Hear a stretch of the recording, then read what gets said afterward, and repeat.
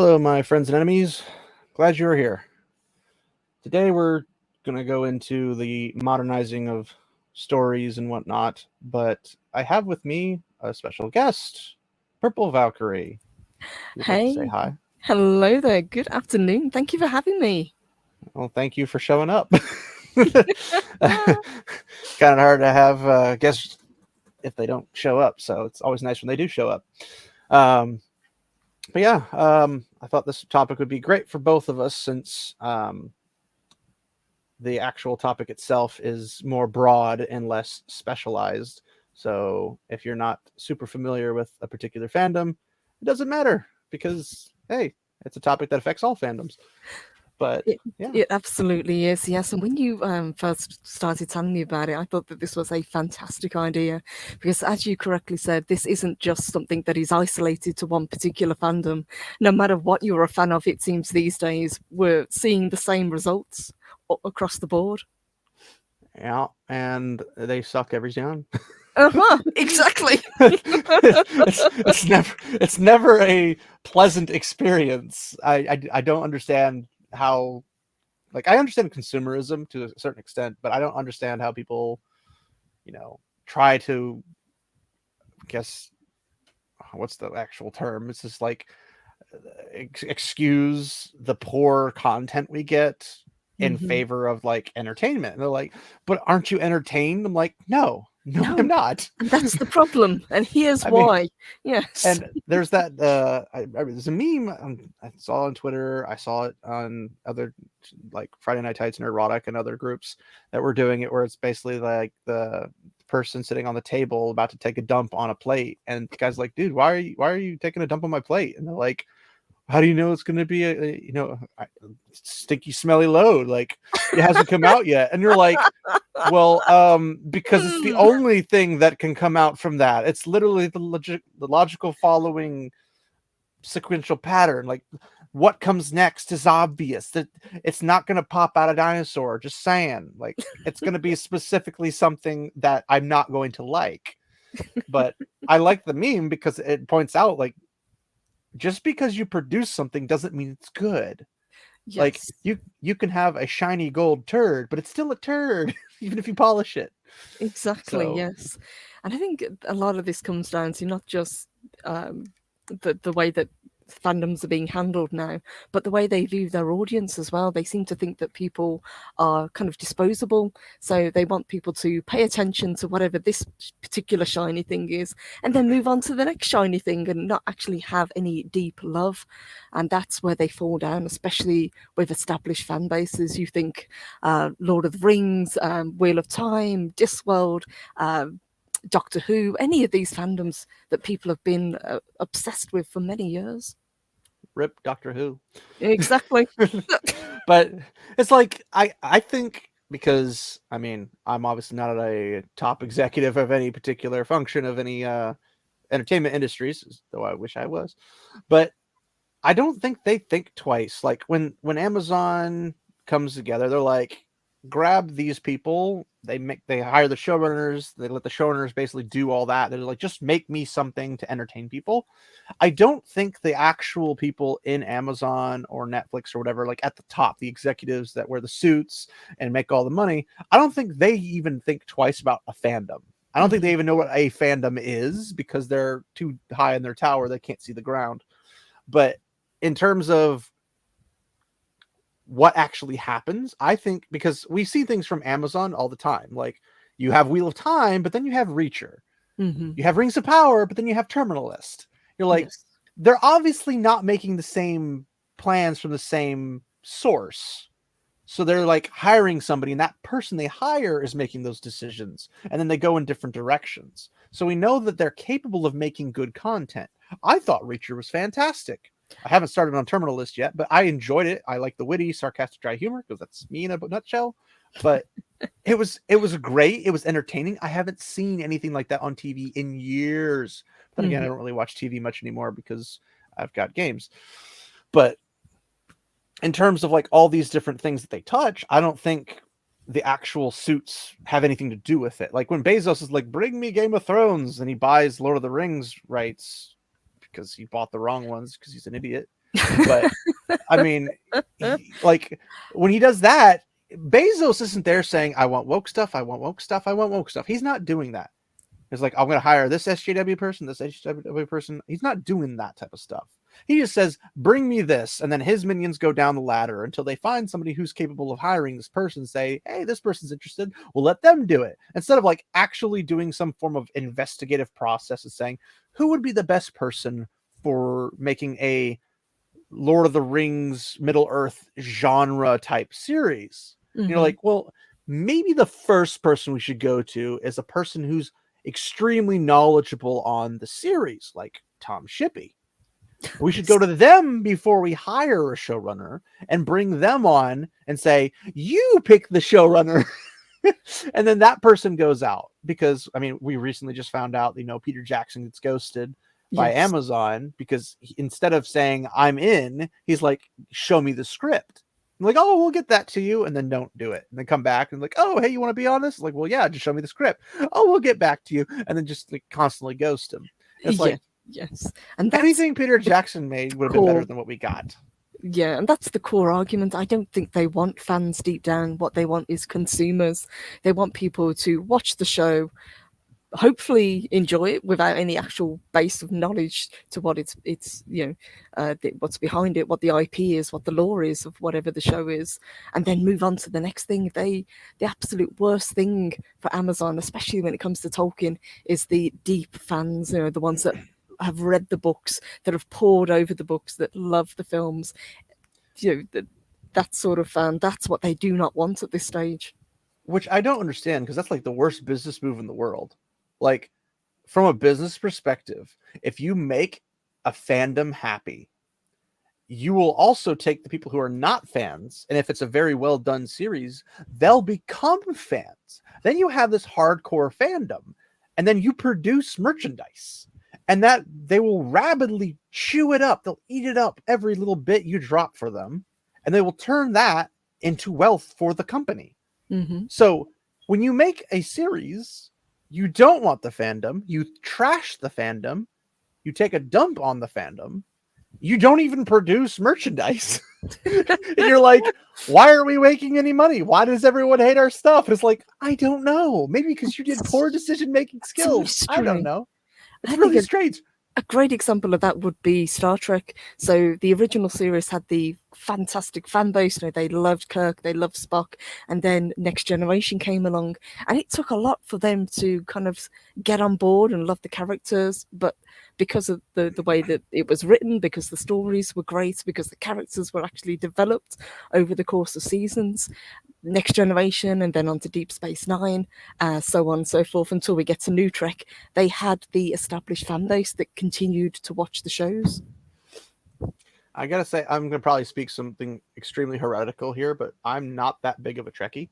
That's okay. I can appreciate episodes. Like when I was at my grandpa's house, it'd be on the screen and I'd watch it. I'd be like, this is interesting. It was a little bit less action than I would like, but at that age, I wanted everything to be action. I can appreciate less action now, because I understand that if you make a series where it's just action, of course, everyone's going to have a strong disdain for anything that has like actual development from like dialogue or less exciting things happening, but it's necessary to push the story forward in a logical format. So I can appreciate the slowed down stuff more now that I'm older than when I was a child. But I was more into like Stargate SG-1, Stargate Atlantis, that kind of thing. Not Universe. No one cares about Universe. That doesn't exist. I've heard that. Yep. They took away everything that made Stargate when they made that part of it, so it's stupid. And I'm thankful that they kind of stopped Stargate before this whole woke concept showed up, or the progressive concept of changing all these things, because then we'd be going to worlds and then you'd show up and like, oh, well, this is the queen. Her name is, it's not her, it's they. And you're like, we literally came from a totally different planet. How are we going to know what your freaking pronouns are? Like, and why does it matter? Yes. Yeah. Well, she's wearing blue hair. I'm like, oh, that should have been the first tip off. But it's like this if they were to make Stargate now, which I'd heard that they potentially were going to bring it back, and I'm like, I'm excited, at the same time extremely terrified. So I'm like, Yes. it'd be like the same thing with Firefly. Like everyone Hmm. loves Firefly. It's got a cult following. It's great. And like, but if you bring it back, stick to the source material. Don't change to the modern stuff, which is again what this whole video is about. Is like modernizing thing has never done any favors to Hmm. anything. And that's why I appreciate, like, even though Peter Jackson's Lord of the Rings weren't thought of extremely well by Christopher Tolkien and the Tolkien estate, it's better than what we would have been able to get while still putting it on the broad screen. I would have Yes. loved a word for word translation of Lord of the Rings and The Hobbit on screen in like a TV series format, but it would have never have happened because TV series didn't really take off on like big titles like Dune or anything like that until much later, Hmm. obviously. Yes, And it would have been too big a gamble at the time.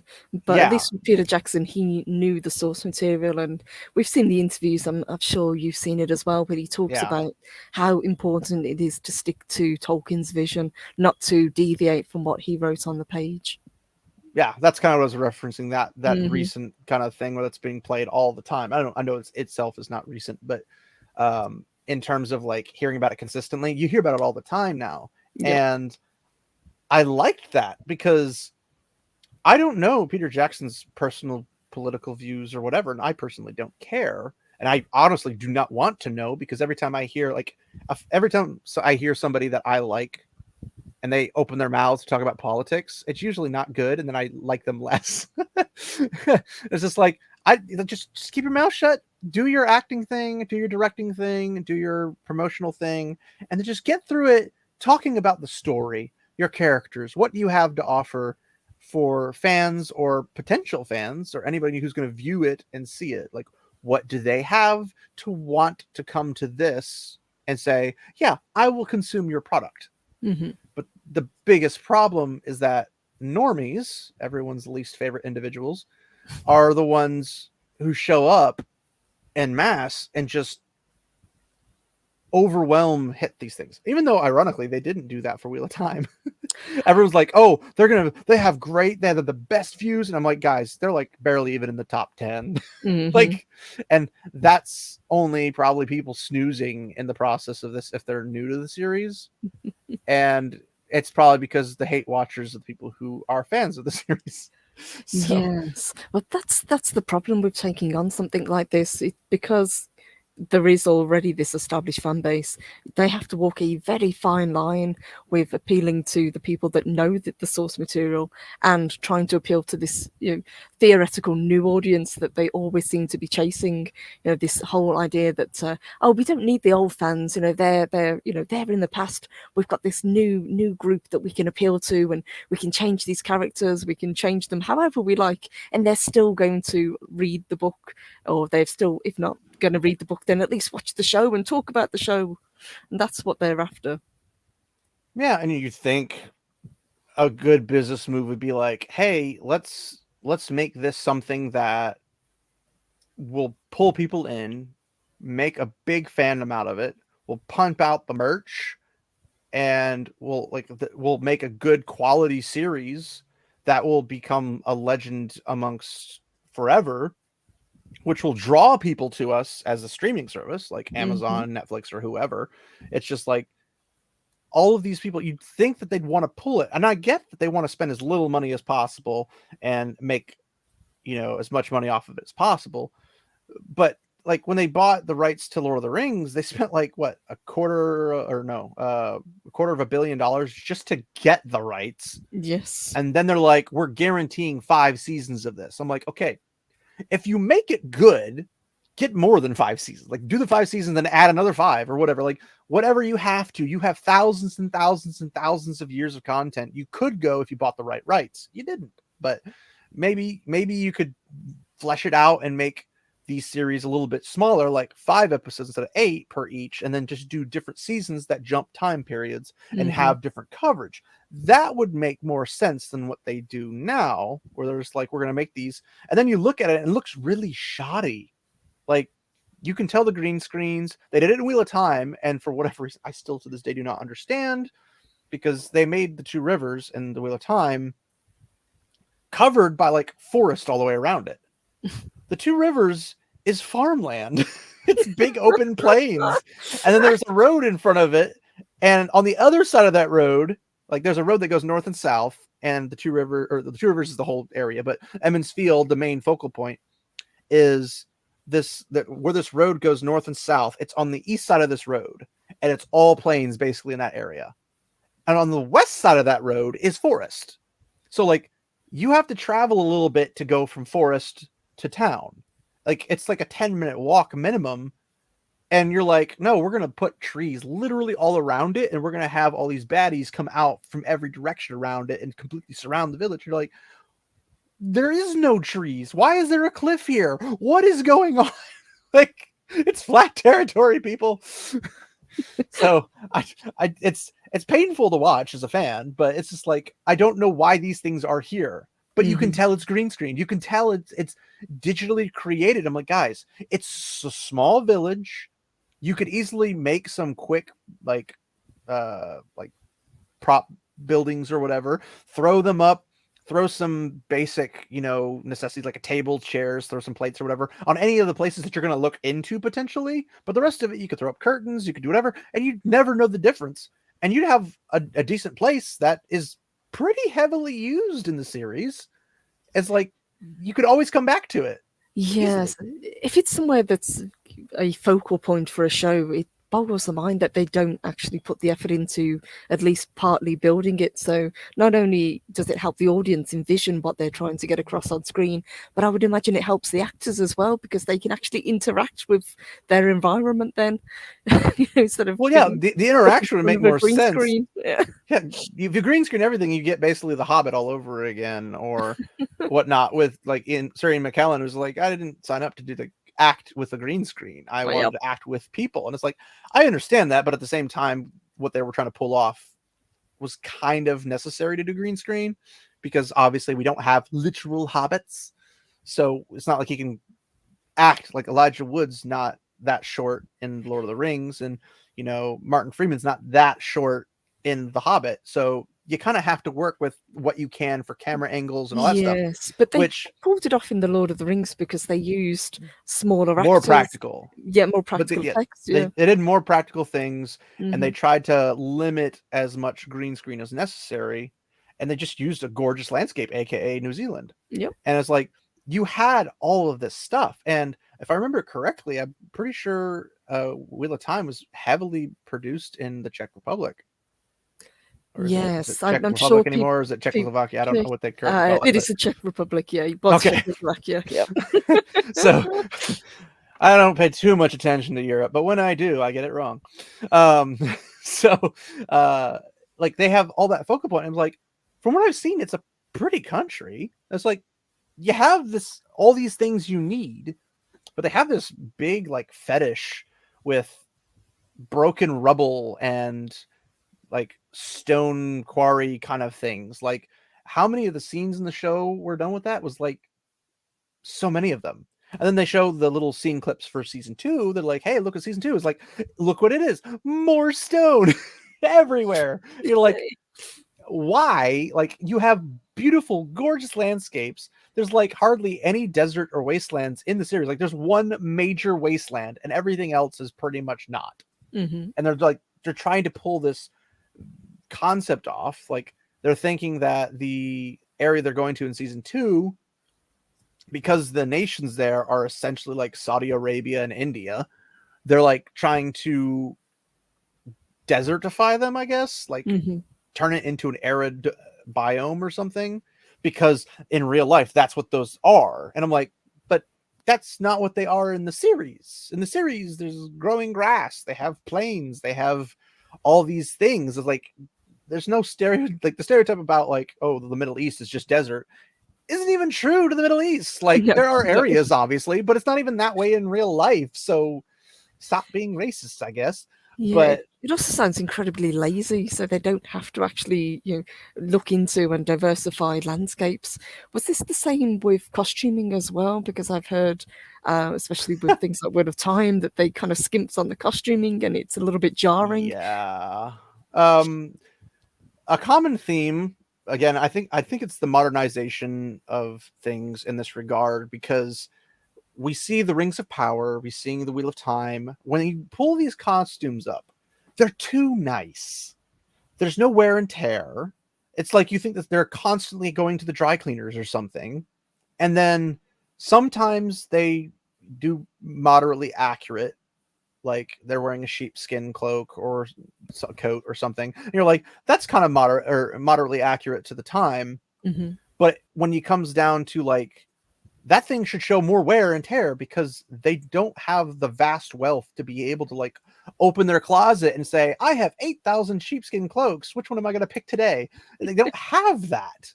It's not like they do their laundry every day. It's a fantasy setting, guys. Yes, Like, it's it's got to be supposed to lived be in. Yeah. it's supposed to be like late medieval, early Renaissance kind of type period.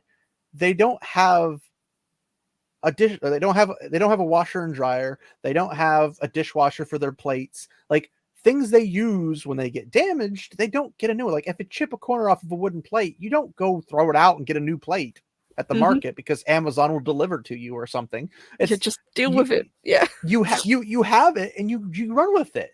They don't all use ceramic. Like in the Two Rivers, I don't think ceramic's a heavy usage for plates and stuff. It'd be more wooden based, because Mm-hmm. there's a whole forest there. It's more available than ceramics. They get merchants every once in a while, and you get pots and pans and kettles and pins and needles and stuff that you'd get from the peddler. But it's not like the peddler shows up with a mass amount of like ceramic plates like what we use nowadays. It's like, that's just not how it happens. You can't modernize it, because that's not how it would be. You use what would be available to you in your region. And in your region, if you have forests, there are mines, obviously, but the mines are more a little bit north, out across the river. People don't come this far south, because the area is literally a wall of mountains and then two rivers. That's the Two Rivers being the name. But it's literally like cut off. And the only way to get there from the mountains is like a very treacherous landscape, which is why it's impressive how they came about to even being there, because the ferry that gets you out into the big world where the peddlers and the merchants and stuff come through, it didn't even show up for the longest time. So like, they were very isolated. They didn't have access to the wonders of the world. They had very little. So it makes no sense for them to have modernized stuff in any shape or form. Even even modernized for that time period. They're not going to like whip out their brand new, T40 model or something for freaking, Ford's latest automobiles and drive. Like, they're not going to have, even if that existed in that world, they wouldn't have access to it. I was gonna say, give it time. This is Amazon. Yeah. I know, right? Although, ironically, once you read the story, there is some modernized concepts you will see in it, Mm-hmm. but they're like rediscovered, because after the breaking and everything got basically tectonic plates shifted and everything got shuffled, they have to like relearn things that we in the modern times would know, because the way the breaking was is they were in modern times, or even sci-fi-ish modern times, and the breaking happened and it basically resets them back to the medieval period, and they work their ways to the Renaissance essentially. Mm-hmm. And that's where the story kind of takes place. But their outfits just, they don't look the part. They look like they're trying to make it so unique that they over unique it, I guess. When they get to a city or something, like they skip the first town, which has a lot of character building development type stuff in it. You meet the White Cloaks naturally there. You meet other characters. These characters see their first city, and it's more of a town, but it's like a wooden palisade wall. They've never seen one this big. There's a lot of population in one area. It's crazy. They've never seen so many houses before. And it's like all these little escapades they have there, the characters they meet there, they completely skipped it. And I'm like, you could have made it short. You could have definitely cut it short, but they didn't, like, we're not going to make this. Like, granted, that's like the one time they go to that entire thing in the entire series, but what happens there kind of becomes important. But then they give us this no-name hole of a town in a mining community somewhere. Again, the mining quarry concept. And no one knows where it is. No one knows what it is. And then we meet somebody that we don't meet there. And they put all this time and energy and funds into this town that we're never going to see again. But then the one that we would never see again, but actually has story power and plot to it, we don't see again. And when we get to an actual town like Shadar Logoth, it looks like styrofoam. Like they didn't weather it properly. I've seen cosplayers weather like armor and stuff, and they put Oh like yeah. super detail into it. Hmm. And I'm like, you guys have an entire army of artisans to work with. Why aren't you doing this right? They're probably telling them to go faster or not spend as much time or money or effort into it because, you know, paint supplies would cost much, or electricity for blow dryers, I guess. I don't know. Like any weathering stuff should be weathered better, and it looks styrofoam. But then we go to the next town, which is Tarvalon, because they decided to skip the capital of the town of the country, or the capital of the country that the Two Rivers is technically in, which is a big plot point. Like it's massive. The characters meet very important people completely on accident, and it triggers a whole lot of subplot lines. We skip that completely and go straight to Tarvalon. And in Tarvalon, it's an island community, and it's pretty diverse because of the trade and stuff that you'd expect to see there, because it's not its own country. It's a conglomerate of all these different countries that have merchants. It's like a trader's port, I guess, of the world. And so everyone goes there, and it's a very diverse. You got people from all different countries there, but they try to like pass it off as this concept of it is its own thing, and all these people are from the same place. And it's like, no. But then you look at the surrounding walls and the buildings and all that stuff, and you find out it's this exact same set they used for Shadar Logoth. They just changed lighting and rotated it a little bit. And you're like, you guys couldn't even put out money for that? And like, it's like when you see a big screen, like you see a big, like I'm sure you've seen the Rings of Power trailer multiple times, Yes. but Yeah. they show all of Numenor as this glorious, great thing, and then they show that one screen where you have Ar-Pharazôn, the guy in the gray beard and big fluffy Karl Marx looking outfit. He's like speaking to this crowd, and I'm like, this dude's like royalty, and he's talking to like 40 people. Yes. Like there should be thousands of people there. Where's the And rest of them? Yeah. like Numenor is heavily populated. It's a large island. Like, where is everybody? Why is your budget so small? Like, look at Lord of the Rings. Lord of the Rings had like a $300 million per movie budget or whatever. And they're putting way more money than that into the Rings of Power. I'm like, you should easily, like, all three of the Lord of the Rings movies combined is like $1 billion, or not well, I guess, yeah, it's close to $1 billion for all three. They made way more than that. But all of that kind of money they could have put into making it look and appear like they did in Lord of the Rings. Because Lord of the Rings, when you see a whole, like, you see 6,000 Rohirrim show up, it looks like 6,000 Rohirrim. It looks like a butt ton of people. Well, they drafted in the New Zealand army to fill out the ranks of the Orc army. Well, You know, they just also used an AI programming thing. I can't remember what it's called off the top of my head. I learned about it here recently. And essentially, it basically, anything that was like the far out, it auto populates yes. the characters and stuff, and like kind of scrambles them a little bit. And if you watch the extended edition of The Two Towers on Blu-ray, you'll notice this a little bit more. And it basically, when the attack on Helm's Deep is, because all the Uruk-hai are wearing the same armor, they have the same weapons. That's literally a copy paste for each of them. They had the guys, they had an actual suits, and then they had the ones that were procedurally generated for those scenes. Yep. And they made it look good. It's like, well, procedurally generate the people that are way out in the distance that we can't zoom in on. Like, yes, make it a group. For 465 million for just the first season, it does. And it's only 8 episodes or something. It's not even that big. But I've read interviews where they're talking about how they've created these elaborate sets, these huge sets, and they've created them in New Zealand. Well, that's great, but only the first season is going to be filmed there. The rest of the seasons are being filmed in the UK. So they've got to tear these sets down and transport them across the ocean. I would like to point out that UK is just not a beautiful place in any shape or form. Just pointing that out. You know? Oh, I would disagree. There are some beautiful places, but depending on what their scouts are. I'm pulling your leg. Yeah. I've never been there, but there are some shots that make me want to go there, and then I hear about the people, and I'm like, well, maybe on second thought. Go north, I would say. Yes. Don't go north or go north. Go north, go north. Oh, Yes. I don't know. You can't touch the Scots with anything and trust them with anything either. But yeah, like there's that you see these quote unquote beautiful sets. I'm like, all I've seen so far is CGI screen. Mm-hmm.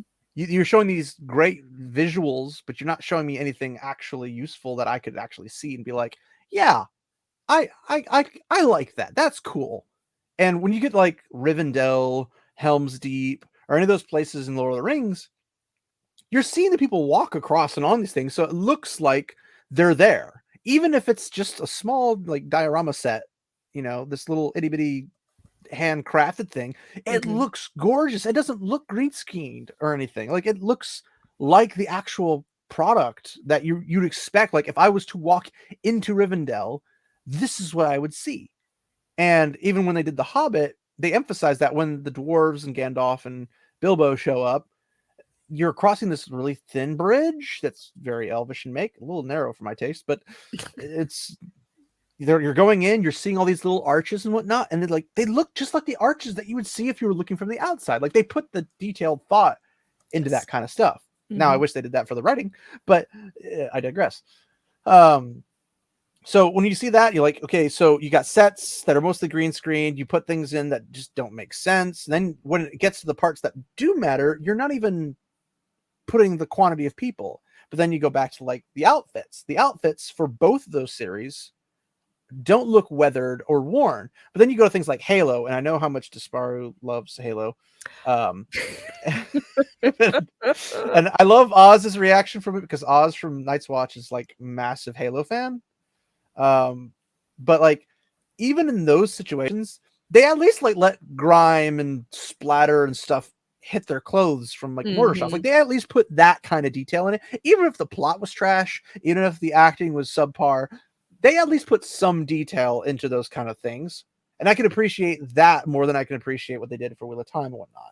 It just doesn't seem like they put that kind of effort. Like when you have a person who jumps into water and gets out, and you'd think like if there's any seaweed or anything in the water, grime, leeches, whatever, you'd expect to find something in like a marsh, Yeah. that if you Something. jump in that marsh you'd come out looking like you came out of a marsh. But then they wake up to leave the campsite the next morning and they're in dry clean clothes again. You're like, what is happening? Like where's the continuity for even the basic details? And it's not even that expensive for them to do, because the scene where that person goes and jumps into a swampland or whatever, like when they go into the blight at the end of the season and whatnot, you're getting grime and junk all over you, because like they did a weird representation of the blight, but it's basically like an Amazonian wasteland where it's like a Mm-hmm. whole bunch of trees with like swooping vines and things dripping off of them, and it's like you'd think of like a goo swamp or something,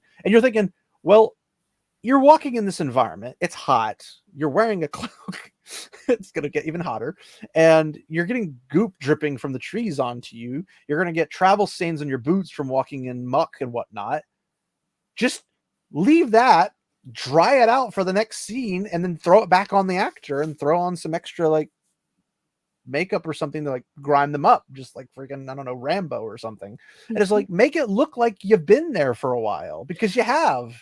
Why do you think that it is that they did that? Is it that they just didn't care? Is it that they didn't think that people would notice? Or is it because they're so kind of wrapped up in trying to tell the story that they want to tell, they're willing to overlook those sort of details? I would bet it's probably the last one. Mm-hmm. But I also think it's because they're talentless hacks. Ah, But there's that. that's where I would jump to. Just because it doesn't seem like when they're putting this modernized twist on things, because in Wheel of Time everyone's a lesbian, everyone's a gay guy, let's have our orgies off screen, all this weird stuff that you're like, that doesn't happen. Not to the quantity you guys are thinking it's happening. And Robert Jordan was always very tasteful in Mm-hmm. his sexual escapades. It's Yeah. never detailed. It wasn't George R. R. Martin, the Game of Thrones, where you're having incestual situations or vast orgies or anything, in any like rape scenes or anything like that. They're never shown on quote unquote on screen in the books. Like you Yes. never see them take place. You see the before the up to, and the after. It's You skip it. implied, yeah. It's very tasteful, and that's one of the Mhm. reasons I really like the series, is because even as a kid, I didn't have to worry about graphic content. And now that I'm older, I still don't need it. It doesn't add anything to the story.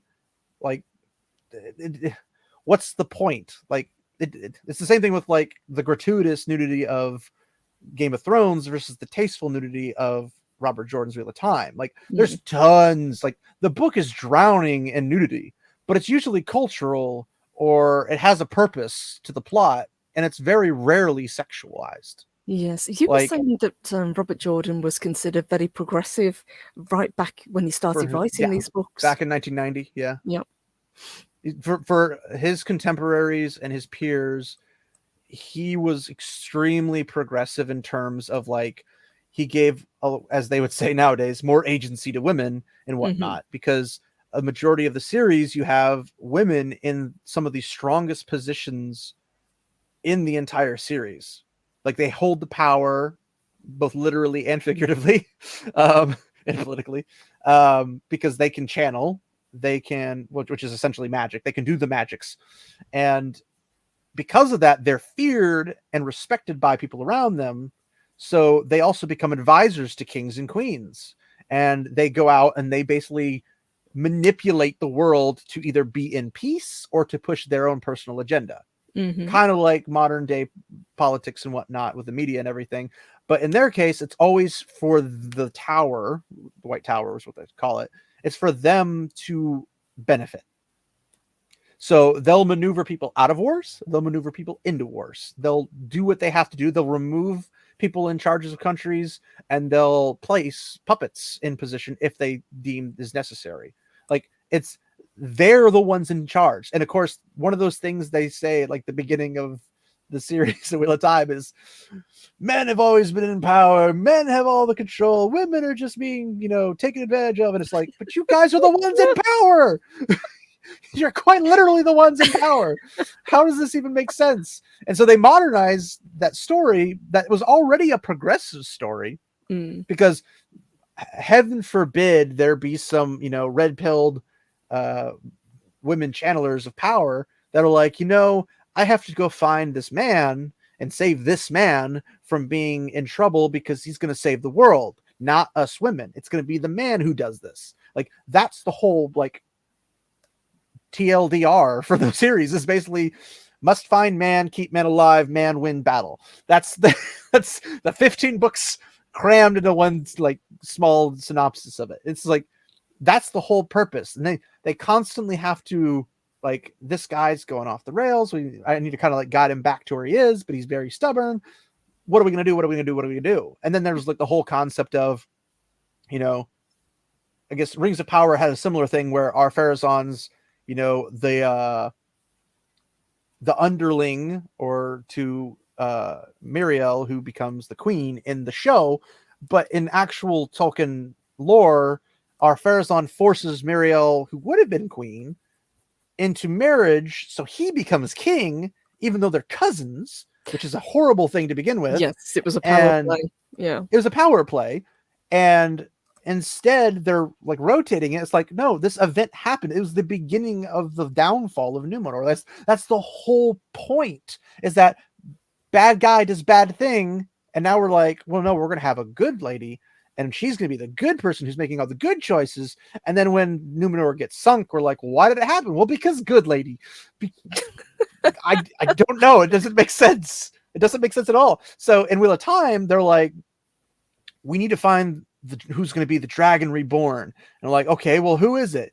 Well, it's like, well, I was there when the prophecy was made. The lady died in my arms after she told the prophecy. Don't know why. It's part of the story, I guess. And she falls over dead in my arms after pronouncing that he comes, he's on the slopes of Dragon Mount. He has made his first breath. And then she dies. And I'm like, I hear this thing. And then I go out and try to find this guy 20 years later, for 20 years. And I know it's a he. But then I'm going to show up at freaking Emmons Field in the Two Rivers, and I'm going to be like, one of you guys, 3 guys and 2 girls, is the dragon reborn. And like, well, it's not the girls. It literally says in the prophecy. Like, you were there. They literally died in your arms. It's kind of important information. Like, well, they're really strong in the one power. I'm like, well, yeah, women can be strong in the one power without being the destined person of prophecy. Like, whatever. And then it's like, okay, they're supposed to narrow it down to these three guys because these three guys are all born within 2 weeks of each other. And the lady who's the magician sorceress person who shows up is gone everywhere for 20 years searching to find where people's birth of origin was, what their age group is, what their potential heritage might be, like whatever it might be, to like basically do ancestry.com reversal to find out where this person might be. And because that where Dragonmount was at the time, which was nearby Tarvalon, there was a massive war between the Aiel who came across the spine of the spine of the world and basically just decimated Kyrian, and then moved north towards Tarvalon and sieged it, and it was called the Blood Snow. And it's like this massive battle that takes place for a long time. You have camp followers, you have armies, you have a lot of people who have needs, and thus bam babies, and some of them were just, showing up pregnant, apparently. And then they give birth on the mountain. And it's like, I have to go through and sift through, and this is kind of what the prologue to the entire series, New Spring, is all about, is kind of like setting up what actually happened to set up the first book. But I'd still recommend people read it later on when it was released, as it kind of like goes forward to jump back to kind of explain things and then goes back to the normal series. I personally read it that way, but you can read it at the beginning if you'd like. You just might be a little lost at the whole world building aspect, because while he does a good job of reiterating it, it's a much smaller book comparative to the other ones. So you'll get a better view of the world as a whole by the time you get there. So that's my recommendation. Just read it as it was published in that order. Yeah, I would say that pretty much with most authors, I've got to admit, read it in whatever order the books were written. I'm a huge fan of Terry Pratchett, and that's pretty much how I always direct people towards this world. Start at the beginning and work your way through. I haven't read it yet, mostly because every time I finish Wheel of Time, I start reading it again. A lot of people say that, yeah. I'm trapped in the cycle. I can't get out. Help me. But yeah, so like this lady shows up and they're like, no, women can also be the Dragonborn, and it leaves open this possibility. Like, well, this theory popped up, and it's like, well, what if the Dragon Reborn's actually multiple people? And you're like, that would make no sense. And it would make even less sense if some of them are men and some of them are women. And the entire one power, or the magical system, is in two parts: Sayadine and Sayadar. Sayadar is what women can channel, and Sayadine is what men channel. And when they locked the Dark One away before the breaking happened, and the counterstroke of the Dark One on Lews Therin Telamon, the dragon, and his 100 companions, which is actually like 113 or whatever, when that counterstroke hit, it corrupted. The term in the series is tainted. It tainted Sidar or Sidine, and every time they went to access Sidine, it was like reaching through sludge to get access, and that sludge would corrupt what they would do and how they would eventually make them go insane, and thus men channelers essentially got wiped out after they caused the breaking, because you had to put a stop to them destroying everything, obviously. And now the one power is not binary. It's not one or the other, because the symbol for the one power is supposed to be like the yin yang symbol, but just as without the little black and white dot in either of them. It's just one big white tier and one black tier together, because it was supposed to be Sidine and Sidar working together Balance. is better. Yep. It's the balance, but when they work together, it's stronger and better than if they work individually and separately.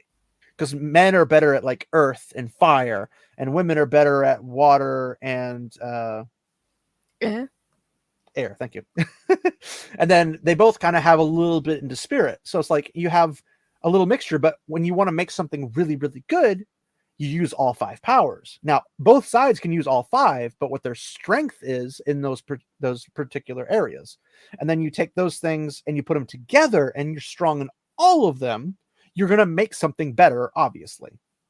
And the whole men and women working together is a very constant theme throughout the series, which is one of those progressive ideologies that RJ had, although he's not quite as progressive as what you would consider now modern progressive. It was just for his time, it was progressive. And all these things that happen. And my personal favorite about the series is that there's always this thing where women, complain about men, like, oh, well, men always think with the hair on their chest, and blah, blah, blah. And then the men are thinking like, man, women are always just, harping on me. And then they like basically make fun of each other without the other one knowing. But you as the reader can see this, and it's like equal balance, back and forth. And it's hilarious, but it's also like that cool egalitarian view of how people would actually interact with each other. Yes. And you don't get that in most series. Like normally it's like, okay, well, we're going to make a series about, Spartans in the 300 or whatever. And it's always men. You never get the women, but then you get the flip side where you pick a series like Handmaid's Tale. And it's like, it's always women. And you're just like, there's no balance to those because that's just how typical storytelling was. So then Robert Jordan shows up on the scene is like, hey, let's kind of like balance both of these. And I thought it worked great. And I'm not like super progressive in any shape or form. I'm just like, I can dig it. I like how the interactions work. I love how these guys talk to each other about things, like when the three main characters who are best friends are like having their women problems. One's like, man, I wish the other two were here. But then each of them have that same thought. So they're always like, this guy over here, he's always been really good with women. I wish he was here. And then that guy's looking at the other guy saying, man, he's always been really good with women. I wish he was here. Like there's this constant like triad of these guys thinking about the other two as the womanizers, and that they're good with women and everything. They know how to talk to them and all that jazz because they don't themselves understand it. But the other ones are thinking the exact same thing about them. Mm-hmm. And it's just hilarious scenarios. And you see it and you're like, yep, I love it. But I can't even have that now because who knows? There's probably non-binary and everything else in these series now. And I'm like, there's a reason they're called gender norms versus not gender norms, because gender norms mean it's normal, it's traditional, it's the constant state that we exist. And then there's non-normal, which is what they're adding into all this extra stuff. Mm-hmm. And it's like, if you want that stuff in real life, then go for it, I guess. But when you take an established universe or a fandom, whether it be Lord of the Rings, Wheel of Time, Halo, anything, mm-hmm. and just start fixing it, quote unquote, to be better, because that's what the Rings of Power showrunners are saying. Like, we're writing the story that Tolkien never wrote. I'm like, exactly, yeah. There might be a reason why he didn't write it, because it wasn't necessary for what he wrote. Like, he wrote vast swaths of history in a book called the Silmarillion. And then they broke that book up, like the stories individually, and made individual books like The Fall of Gondolin or The Children of Hurin, Beren and Luthien. Like, they have individual books that flesh out those individual stories, but the Silmarillion condenses thousands of years of history from the Elvish viewpoint into this one book. And it's like, we don't need to cover every second of Middle Earth or Arda as its entirety. We don't need to cover all of that in one go. We can skip things and move and advance to another story, because that's the way most folklore is for countries. And since Tolkien specifically wrote the Middle Earth and Arda sagas to be, or as Tolkien Legendarium, I should say, to be for the English people, it makes sense that the English people be the core center of this, because it's the core of them. Represented. Yeah. The same thing with The Witcher, because I was reading a little bit about The Witcher because I was trying to look it up for some friends, and we were talking about it, and I looked at it and it said The Witcher, a Polish American. I'm like, it's not American, it's solely Polish, guys. It's entirely Polish, yeah. It's like the story's written by a Polish author, the games are made by a Polish studio. It's like, it's literally all Polish. Yep. Like, yeah, you made an English version of it, like you had English voice actors come in and whatnot, sure. Or I should say American or English speaking, I guess. And you had people like that show up to do those kind of additions, but the story itself is specifically Polish. So the culture, the ethnicity, the heritages, the everything about it, their clothing, the style of houses they're in, where they would pick to put their towns, by a river or in a forest or whatever, should all be based around Polish stuff because it's a Polish story. Hmm. I, as somebody who is not Polish, cannot identify as Polish because I am not Polish, but I still enjoy it makes me want to learn about the Polish history, the Well, Polish that's it. folklore. It gives you an insight into another culture, one that some people are not familiar with, and that Yeah, is the beauty of it. We've had the exact same thing recently with Sandman from Neil Gaiman. I which I very haven't very watched anything. I don't know nothing about Sandman. That's all right. It's a incredibly popular comic book series. It came out in the 80s, was again like Wheel of Time, very progressive for its time. But what they've done is what they've done with quite a lot of these productions, modernized it. So there has been a lot of race swapping, there has been a lot of gender swapping of characters, and for some of them, it just does not work. And if you try to point that out, then you're the problem. You're the racist. You're the misogynist for simply wanting what you are familiar with represented on screen. Well, it's not even that. Like the entire concept, and one of the big things that maybe want to do a series, or not a series, I guess, a video clip. This thing we're doing right now, whatever that's called. Um, the reason I want to do this is because of one of the biggest, most annoying pieces about the modernization culture is the personal representation in a story. Mm-hmm. And I know you know what I'm talking about because it's like, oh, the whole Princess Disa thing from the Rings of Power with how Yes. now people can see themselves for generations in a show. And it's like, you're not supposed to see yourself in it. It's not a Yes. story that you enter into. It's a story you read about. It's like reading the newspaper. I can't read the newspaper because I'm not personally in this story. You have to write it about me for me to want to read this article. No, And you read the story about something else that happened. and this seems to be quite a modern idea, something that's kind of come about in the last 10 years, I would say. The fact that people can't identify with these characters unless they see themselves exactly as those characters. We never had this in the past. One of my Yeah, favorite it's a characters very was modern idea. Batman. I didn't have to see myself in Batman to like him as a character. I just thought he was cool. I was more of a Punisher fan myself, but then again, Punisher would totally wipe the floor with Batman. Anyway, um, so like if like I don't have to see myself, like in your case, it'd be like I don't have to see myself as a man to Hmm. identify with Batman, like, or not Yep. necessarily identify, but like to enjoy and appreciate Batman. Like I don't have to see myself as a woman to enjoy uh Black Widow.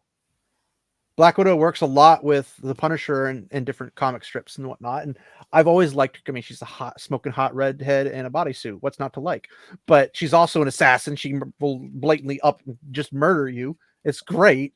Like, that's what I'm here for. I'm here for the Punisher just going all anti-hero on people. Like, I love anti-heroes more than I like heroes because heroes are a little cheesy in my opinion. But I mean, if people like them, I'm not going to hold that against them. It's just I find Yeah, anti-heroes more and interesting. anti-heroes are more interesting. They've got more depth to them. Well, Exactly. they have a lot more to fight. Like they have their inner demons they got to fight. Like Frank Castle's like, I can't kill innocents, but I'm going to just absolutely wipe the floor with those who are in fact 100% factually guilty. Hmm. Like you're dealing dope, or if you're dealing like weed on the street, he's not going to look at you twice. But if you're molesting a child, good luck, you're dead. Yes. Like that Yes. that It's he the has his own. morality. Yeah. It's the moral code he has hold Hmm. to. Like he doesn't want to ever kill a police officer that's a good guy. But if it's a corrupt cop, he'll be all over you. Like he'll deal with things in his own way. And then Black Widow is the same kind of concept where she's an assassin. She murders people. That's literally what she does. But then she kind of pulls away from her original core and then kind of does it on a global grand scale. But she still kills people. And then when they put her into the Avengers, they kind of toned all the actual violence down, which I was not happy with. But it's understandable for the overarching audience, right? And Hmm. so there's things you would end up changing, but I don't have to identify as a redhead, a hot redhead, and a bodysuit to be able to see myself in that. Like I don't have to see myself. I'm not there to see myself. I'm there to see something that is not myself. Because it's the same way that Tolkien point is like escapism is like a man escaping from prison. Like that's the whole point is that we're trying to get away from the reality. We're trying to escape what we have to see every single day, because every day can be tiring, it can be exhausting, it Yes. can be annoying. So we're like, our goal is in fact to escape this. We want to go and explore imagination, explore the worlds that we don't have access to. Like, we go into Star Wars and you're like, hey, I can go to other planets. I can go to Alderaan. I can go to Coruscant. I can go to Tatooine. I can go to Hoth. I can go all these places that I don't have literal access to. I can't be like, I'm not watching Star Wars because Earth is not represented. I can't do it, guys. It's just not going to happen. You don't do that. We say it's a world with a ton of species. It's got humans. It's got all these. You got freaking Wookiees. You got all this other stuff available. We're not there because the humans. No one goes to Star Wars and says, I'm going to pick a human. No, you go there because look at all these cool things. I want to be a droid. Like, you play video games, whether it be the Star Wars Battlefront or whatever. People want to be things other than what they normally are. You Yes. pick what you're not normally because it's interesting, it's intriguing, it's It's exotic. the same with tabletop gaming and video gaming. You go for something that is completely the antithesis of what you are, because, as you correctly say, it's something interesting. It's something that you can let your imagination free with. They Yeah. don't seem to get that anymore. They don't get Well, the whole idea they're of more escapism. they're more interested in turning Dungeons and Dragons into home and offices than they are like anything else. Like, they're wanting this, like, well, no, you have to have, everything has to be relatable to the person. Like, no, no, no, no, no, no. You're supposed to enter into the world and be consumed by that world without being in the world. Like, it's the concept of VR, like Mhm. virtual reality.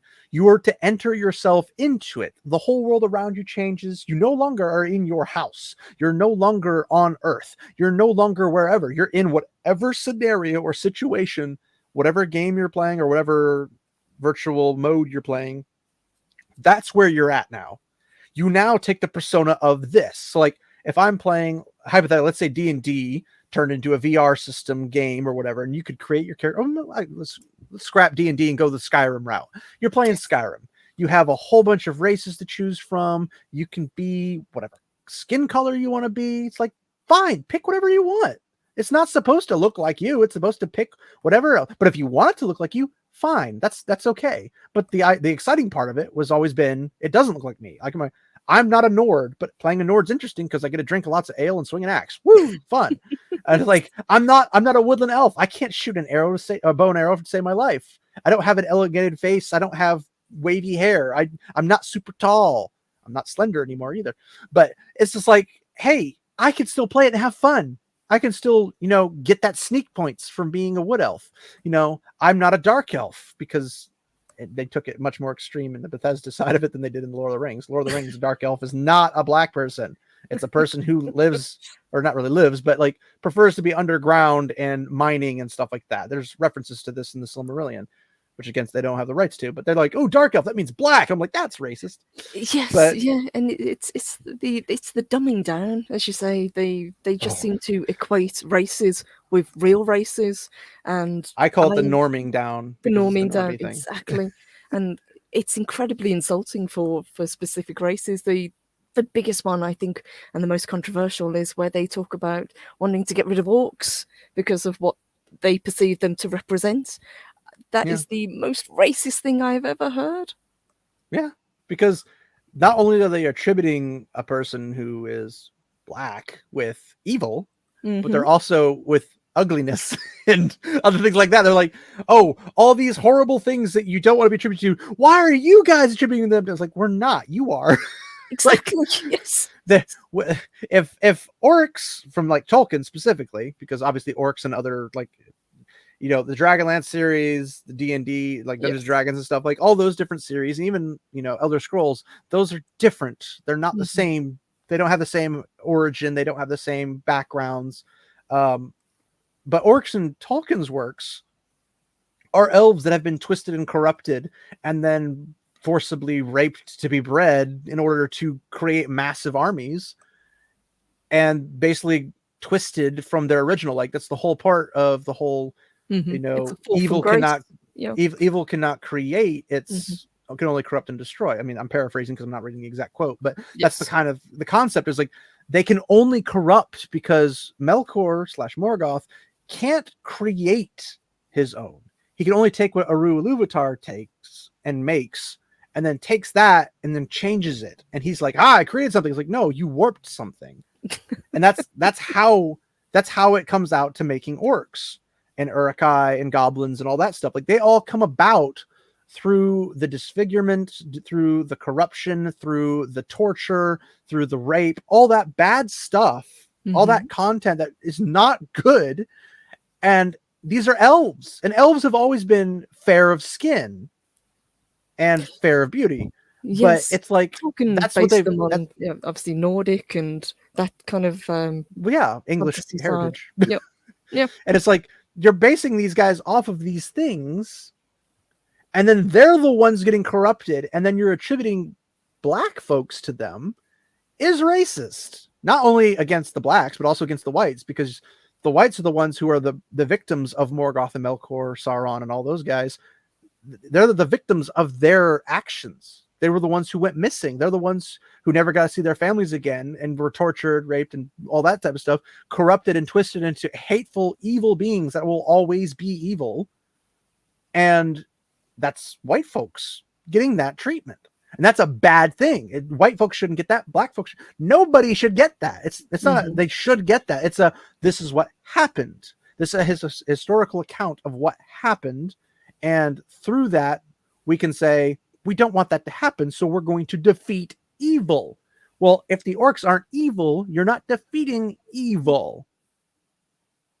Who are you fighting? Why are you fighting orcs? Why are the orcs coming out and attacking anyone? Like, then you might as well just be like, well, they're not actually attacking people in villages and destroying and eating all the humans and stuff, because they're not actually evil. It's like, so then how the heck do you even get to the Third Age if they're not evil?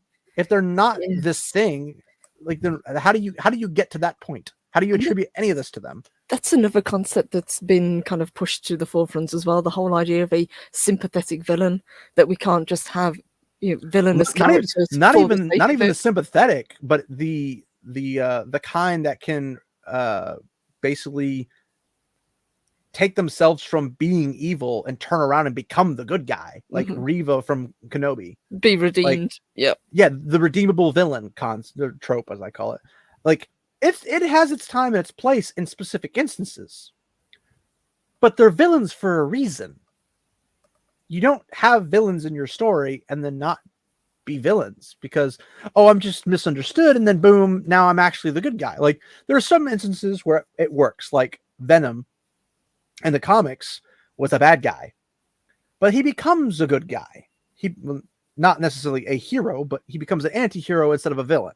He helps out Spider-Man after trying to kill Spider-Man for so many issues. Like, it's the whole arc, and then he becomes a good guy, but it's not he doesn't go like full on, like, let me help the little lady across the street kind of thing. He goes from being a bad guy, blaming, Peter Parker for everything and wanting to be the guy on top, to the guy who's like, Peter Parker's right. We got to stop guys. And I'm going to stop the bad guys. I'm going to just do it my own way. Thus the anti-hero. And that's how we get this character growth that ends up being this thing. But it wasn't like snap and it's changed. It was a long process. It was a character development. And it wasn't like we ran out of villains. There was a whole universe in the Marvel era that had, like, you had Doctor Doom, but even at some point, Doctor Doom's a quote unquote good guy for some issues before he goes back to being a bad guy because of this, that, and the other. Like, there's a lot of things like that. I'm trying to remember the professor that's a lizard. Oh, Kurt Connors. Yeah. Like, he kind of starts out a bad guy, but he becomes a good guy later on when he kind of sees the error of his ways. And it's, again, there's some redeeming villains that actually make sense and they're not that bad. But then there's the ones like Reva, who's like, let me go and just, take revenge on the Jedi for the slaughtering of the younglings, even though that was done by the Sith. And my revenge against the Jedi, I'm going to murder women and children. She wasn't supposed to be a Sith to get this. And then at the moment where it would fit your character to murder children, you're like, no, I'm having an emotional response to this. I'm not going to do this. I need to stop. And you're like, wait, so now common sense decides to show up in your brain? I doubt it. Like, it's none of it. It's not continual story, like sensical. It's completely lapping through things and just falling apart because it doesn't make sense. And unfortunately, I'm not good at making the videos about the things I'm not heavily informed in, like Disparu or Nerdrotic or as from Heels versus Babyface. Like, I can't make a million videos on the same thing and they'd be like, here's all these individual little details, because I'm not that into those types of things to where I can say Wheel of Time I can, Lord of the Rings I can, and there are some things I'm slowly growing into, but I can always spot logic missing from anywhere. Like I can spot that from orbit. So it's easy to tell those types of things are not fitting, and thus like the modernization of stories is a recent phenomenon, and it doesn't make sense because it's targeting things that are not nonfiction. It's targeting things that are fiction. And it's like, well, in a nonfiction, it makes sense because it's talking about an actual situation. But even in those actual situations, they take it like, well, the 1920s was racist, so we're going to, change this whole story to be this way. It's like, but that's how it was. The whole point of seeing something that is not good, like racism, in an older time period is to understand, like, this is the mentality of things. This is how they changed through society and other things like that. And also, don't do that. like there's that one, I think it was wasn't Viggo Mortensen and I can't remember the other fellow's name, where the guy's a pianist or whatever, but because he's black, they won't let him play in clubs and whatever, and he has to eat in this specific back room because he can't eat with the white folks, all that kind of stuff. Yes. And Viggo's like really upset about this because he's like the driver / bodyguard. And I like the concept behind that, because it's like, yes, Viggo's character is telling the audience this is unacceptable behavior. If the audience already didn't know, obviously. But like, even in that time period, there were people who were not all about that. Like they weren't in favor of blacks being segregated from whites. No, and the whole point is that people pushing back against it. Yeah, there were people who were righteous in this era that were trying to fight against those things. But the thing is even the people who are righteous still had their own flaws. Even people who on the bad receiving end of all this still had their flaws. Like everyone has flaws. But the whole point was to point out these major societal issue and an old story and say it's wrong. Back then, people were telling people it was wrong. But now today, we can go back to those types of time periods and say it's wrong from our standpoint and admit that it's wrong and know that it's wrong, without slamming everything in that time period for being nothing but that. Like there were still good people. It's just everyone looks at back in the history, even if you go way back even further than that, or way back into like Greece, Roman time periods, and you're like thinking, oh, well, they did all these things wrong. I'm like, well, yes, but they also did these things right. And like roads, for once, the Romans actually made really good roads. Yes, they did. It lasted for thousands of years. That's really good. But then you have these things where it's like, okay, all of these things are historical. They are what they are. Whether we like them or don't like what is in their content, that's what their content is. Yes. So we can Trying take to those rewrite history doesn't work. Yeah. Like if you try to rewrite history, you're taking away the things you need to learn from to not do. Because let's say in 100 years, they have successfully rewritten history and they made it the way they wanted to. And then all of a sudden, hundreds of years in the future, we now have segregation again. And you're like, wait a minute. we rewrote history to avoid this. I'm like, well, yeah, but that's the problem. You rewrote history.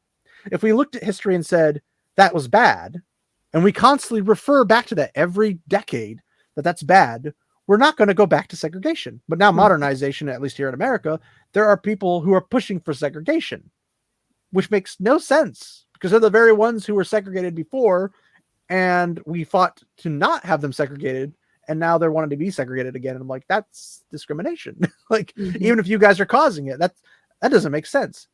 But the modernization of any little detail to what is now, like our current political climate, is not going to stay the political climate. At some point, it's going to change. Yes. And then society is going to shift. And when society shifts, then they're going to try to modernize that. And it's like, how about we just stop modernizing things? Like, we don't want to watch Dune and learn about current politics. We don't want to learn about, like, with the Rings of Power, they have that one, I think she's an Iranian, I think, or whatever. And from what I understand, she's like spent like no time in Iran or whatever, but she's like a women's rights activist, safely not in Iran, coincidentally. And she's got a lot of wealth and a lot of prestige. She's like, I'm using this platform as my activism thing. It's like, but that's nothing to do with Lord of the Rings at all. Exactly. It has nothing to Bringing do with in Tolkien's modern world. day politics ages a show terribly. Oh yes, horribly. We're gonna find out Doctor Who in a couple of years if Oh, it yes. continues on. It's gonna be like, well, that went down the drain wrong. And I love, like, David Tennant was my favorite Doctor personally. But Capaldi wasn't bad. Matt Smith wasn't bad. Eccleston's when I kind of jumped in on it. And I like him as a Doctor to some extent, but I hear he's not that great of a human. But yeah, I've heard mixed things about him, but I liked his take on the Doctor.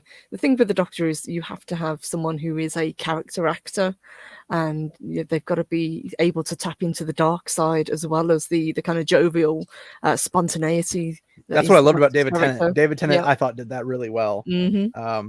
But it's also the concept of people trying to bring their character, like their personality, their being as an actor, and making that actor a character rather than taking on the character that's in the story, like what they're doing with like Isildur. We know what Isildur is like because we have the books, but we also have the movies to some extent for like the prologue and explaining like what Isildur went to. And Isildur went through some rough times because he's a good guy that made some mistakes.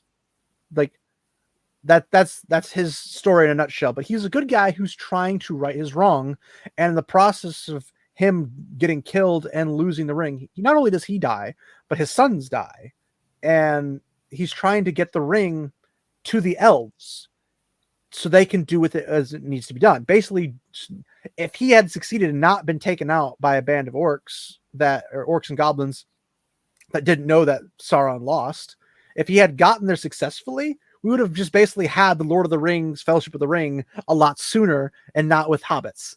Mm-hmm. That's all that really would have happened, because he was trying to right the wrongs that he himself made, because he's like, I realize this pains me to do this, but I need to do this because it's the right thing to do. So he's a good guy, but they kind of just they made him seem like the villain in the movies, which is unfortunate because he actually has a kind of a tragic story. But yes, his motivation was pure. Yeah. But then the guy that they have playing Isildur in Rings of Power is like, oh, I'm going to do this, I'm going to do this, I'm going to do this. I'm like, but none of that's Isildur. That's you. And last time I checked, actors are supposed to play other characters, not themselves. And I get that there's some characters that you can only play. You have a small range because you're like, if you're a character that plays a villain a lot because you're a very good villain, well, through that, you are probably going to get a lot of villain roles. Like Sean Bean gets a lot of dying roles. And poor guy, I wish he had something that was a little bit happier and whatnot. I liked him in Equilibrium. I've liked him in Lord of the Rings and stuff. And I've been wanting to watch, it's one of those English old shows where it's like, talk about Stark. Thank you. Yeah. I was like, it looks interesting. I want to watch it. I just never have time to sit down and watch it. And I was like, that looks interesting. Mm-hmm. But I've been mostly watching Korean stuff because their stuff's less political and less woke, luckily. But it's just all these different characters and whatnot. And the modernization movement has kind of blindsided everyone coming out of nowhere. But it's also, and I think it was Nerdrotic, possibly an FNT and whatnot, that was talking about it, where basically, he might have had to talk with Chris Gore in that one as well, where conservatives basically gave up on the art sector. And when they did, they let the hardcore liberals take over, and we lost the education system, we lost the entertainment system, we lost a whole bunch of things in that regard. Which ironically, I'm neither a conservative nor a liberal, but it's this mentality that they push. Like progressives, there are very few concepts of progressive conservatives because it's kind of a oxymoron. But when we gave those up, saying that those things are like back in the day when Harry Potter was coming out and they had book burnings and whatnot because it's witchcraft, it's all that. Like they let Yes. go, they released those areas, and now we're in Mm. the process of where we have to take them over. Like Yeah, it was it's very become a similar to goal. the satanic panic that they had back in the 80s with the tabletop Yeah, gaming. Yeah, it was that kind of knee-jerk reaction thinking that it was going to corrupt the youth. which in response left that basically to now modern day, all the writers are like Wizards of the Coast, which are like woke as crap. Yeah. Like they're all like over the top, and we're like, we gave this up, and I'm blaming the older generations because obviously I wasn't around in the 80s, but uh like I'm blaming the older folks that were the cause of these things because they didn't gather information, they didn't investigate things properly, they didn't learn that magic, like they have, yeah, how do you have like the Chronicles of Narnia from C.S. Lewis, you have the Hobbit, Lord of the Rings from Tolkien, all these fantastic series that have magic to some extent in them, and then be like Dungeons and Dragons evil. Like what? It doesn't make any sense.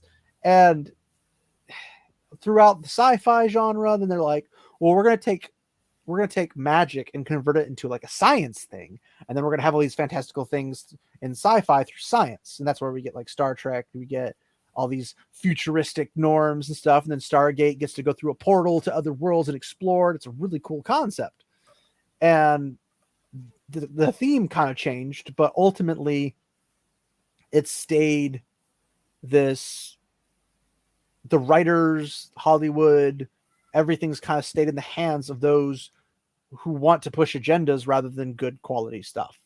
Like I remember growing up in the 90s and the content was just like, hey, you're a kid, here's a kid cartoon. Nowadays it's like, hey, you're a kid, here's, some social justice warrior progressive ideology we want you to consume. It's like, I'm a kid, I don't care about this stuff. I just want to see kids do stupid things like Ed, Ed and Eddie. Like I don't want to see all this extra stuff.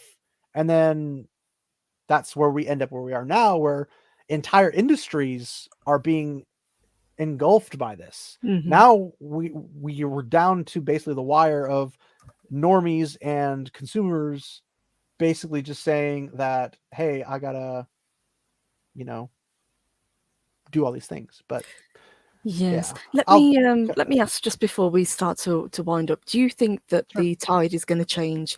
Do you think it's going to swing back to how it was, or do you think that this whole ideology and the whole idea that people have to see themselves in whatever is being brought out is going to be here to stay? Um, I think it's gonna get worse before it gets better. Hmm. It usually does.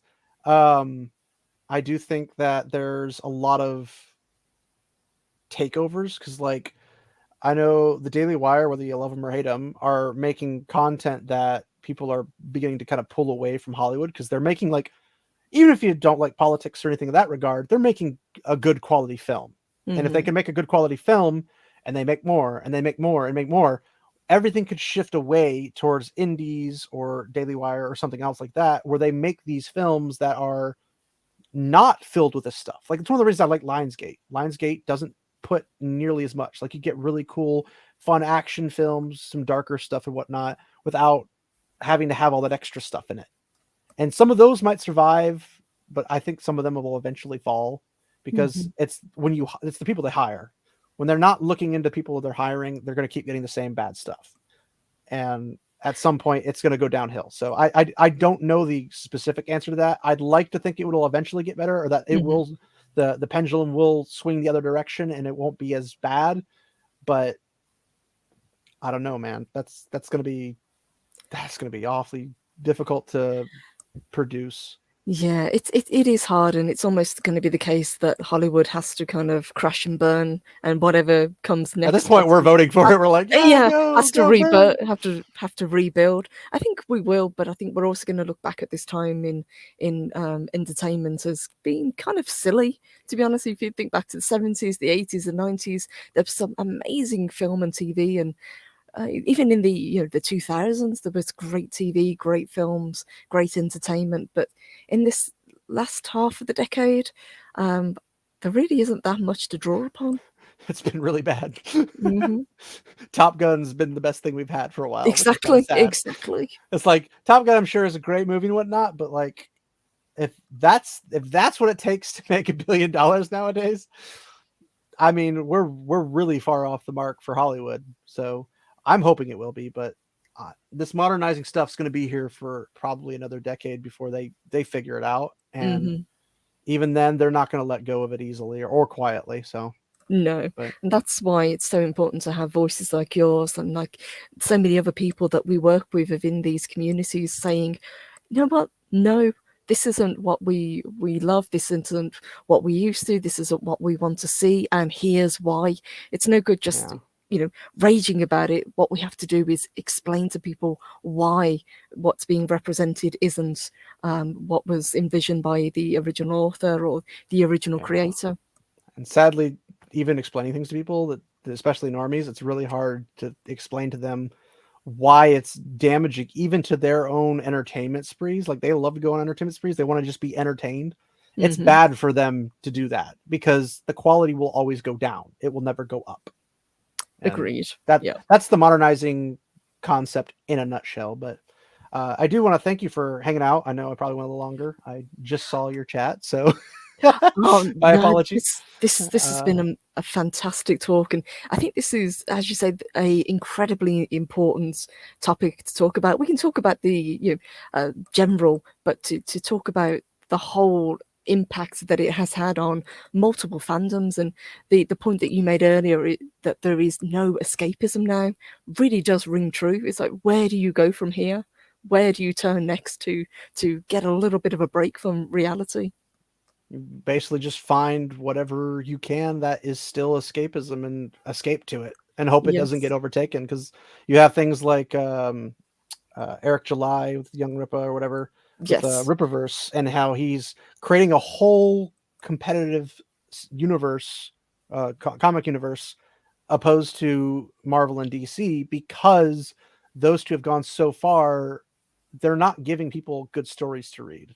And he's like, I'm going to fix this. Hmm. And I think every one of us who are on these platforms that are like decrying all these actions by Amazon, Netflix, or whatever are the ones who are saying, if I had millions of dollars, if I had billions of dollars, I would be making the good quality content. I would be Hmm. putting out I'd be finding the right people for the job and bringing them on to do these things to kind of put us back on mark. But we obviously don't have that kind of. No, All of us don't have that kind of money to but be able that's a to throw that great their way. point to support independent creators, especially ones that really do put their heart and soul into what they're making and They put prove their money where their mouth that is. put their money where their mouth is. Precisely. Yeah. So I'm hoping we'll be able to do that more in the future, but we'll have to see. How, the way Rippaverse has been excelling and succeeding in huge waves is encouraging. But we got to hope that we'll move that into other industries, specifically the video game industries. Could you really use it? Oh Because yes. Yeah. the video game industry is the largest industry like on the planet. So if that thing can get converted into good quality content, we don't have to have Call of Duty remakes every 5 minutes. That'd be Hmm. great. Yeah. And we could actually punish bad publishers for being bad publishers and reward good publishers for being good publishers. But I can't yeah, I remember the last game that I was looking forward to, and back in the 90s and even early two think mine was thousands. Witcher 3 I think was the Witcher last one I 3, did. exactly. Yeah, yeah. Redemption 2. It's those sort of games. Yeah. Yeah. Yeah. But yeah. But I was buying Well, games pretty much every month because there was so much out there. I used Humble Bundle because man, you could get a lot of good games for very cheap. Hmm. And that's how I have like a library on Steam for like 1,000 games. But it's great. But yeah, I do want to thank you for hanging out. I know we probably went a little bit over what you wanted to, and I apologize for that. Oh no, Um, not at all. I'd I'm love to I'm get to long talk winded. with like-minded people, and this has been a Yeah, fantastic I like discussion. talking with like-minded and not like-minded because I think it's a fun debate to have. It is. But unfortunately, not many of the not like-minded are willing to actually chat. So, Yes, and that's something we need to get back to as well. The art of debate. well, they don't understand what art is in that regard. But True. just having a conversation, be like, can you admit that this just didn't do well and it didn't age well? And if they could say yes, I'd be like, okay, now let's have a conversation. Could something happen? Sure, but they're not willing to reach over the aisle, so we have to reach over the aisle. But very few of them, I think, are willing to actually have that conversation. And if I can nab a couple, I will totally do that. But I think it would be very difficult, but I'm willing to find somebody if I can. I think White Cloaks are also looking for people like that too, but whether they Hmm. actually find somebody, that's a different story. But yeah, thanks for hanging out. Hopefully we can do this again, um, and hopefully we can get you on a Wheel of Time streak. Yes, I really do want to get into Wheel of Time because everybody that I've spoken to has sung its praises. So I'm going to avoid the show like the plague, but I am going to dive into the Well, books. you can do it two ways. You can watch the show and then read the books, then tear your hair out at how bad the show was, or you can read the books and then watch the show and then tear your hair out because of how bad the show is. So, either way, it's going to end up with the same result. But I mean, if you ignore the show completely, you will have a lot of bliss that I am not privileged to have. So yeah. So, Yes, but I yeah, think for me, because I always gravitate to books, the books are going to come first. books usually do, but then when like J.K. Rowling comes out with like Hermione's Black and totally retconning it, and through a Twitter tweet, no less, is like I can't take it seriously, man. Like, uh, I hate retconning. I hate non-canonized stuff. Like, you make the canon, which is the books, and then you might have some clarifications necessary throughout the series or something like that. And as an author, you can make clarifications, but there's a difference between clarifications and additions. And when she came out and said Hermione is black, it's like you didn't once describe her as black in Hmm. the series, Yeah. and that's disingenuous to all of your fans because even those who wanted a black character feel like you're now kind of slapping them in the face and giving it as an afterthought, not even putting it in your books and whatnot. And after the movies came out and you were okay with the casting, it's like, Yes. well, where were She was you? You could very on board with the casting. Yes. you could have easily have changed that then if that was your actual thing too. So no, we don't take you Mhm. seriously. And even with Robert Jordan on his stuff, sometimes he gets a little wishy-washy because he's got a lot of content. He probably doesn't have it all memorized himself. He's got tons of notes for that reason. Mhm. But even when he checks himself in a Q&A or in a note, there's some things that you still say, well, the books say this, and the books come before the author. They have to because the author made those books, but they're canonized. They are canon. If he wants to clarify like this little detail, then that's fine. But you can't just say this little detail and then it, like literally line up with nothing. It has to like make sense in your own world because that's how you made it. Consistency. Mhm.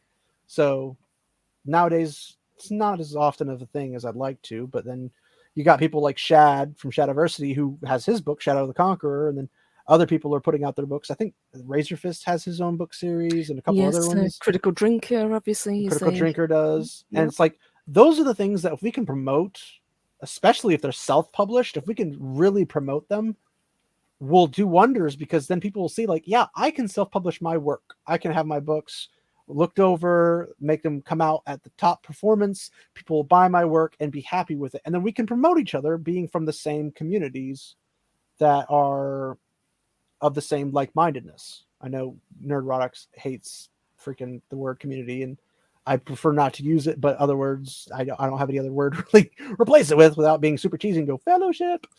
But yeah, if we can slowly gather our individual groups or channels or fandoms and everything and just compile them into one, we could probably make a very big push back at Mhm. these quote unquote vocal minorities and push back at them and become the majority that's not silent and be like, look, we want this stuff. We vote with our wallets. We don't want DC because of this. We don't want Marvel because of this. We want things like the Rippaverse to come out because the Rippaverse is willing to give me what I want.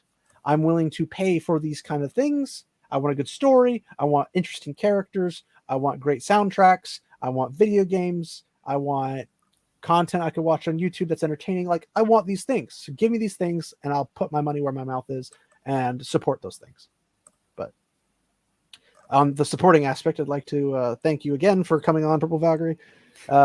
It's it's difficult to get all these infights out, and I probably rely on Steve a little too much because he's Well, the one who's always around to talk. But thank I'd like to you. get salty on here at some point. But yeah, Thank you for having me. Like I said, this has been a great great talk, and it is an incredibly important topic. So thank you Yeah. for thinking Thanks of for me. taking the time out of your day, and thanks for pushing your day list a little bit down the road. Unfortunately, I probably should have started sooner if I was going to do that. Which, yeah. Anyway, It's those pesky time zones. where can people find you? There you can find me on my channel, which is Rise with Purple Valkyrie. I do a lot of pop culture coverage, but I'm also going to start branching out and covering something that I love, which is Discworld.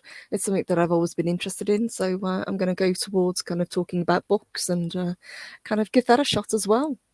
So basically, if I start reading Discworld, I can just come to you and say, "Explain everything to me," because I don't get it. Yes, exactly. Sounds like you did a podcast. Um,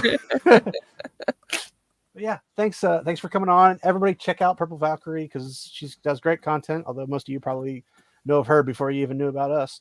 So, but yeah, check out her stuff, and hopefully we'll find another topic sometime to come together and whatnot and talk about and have more interesting stuff. And once we get to 1,000 subscribers, I'd like to do some live streams and cover a lot of really fun topics. But we'll see how that works.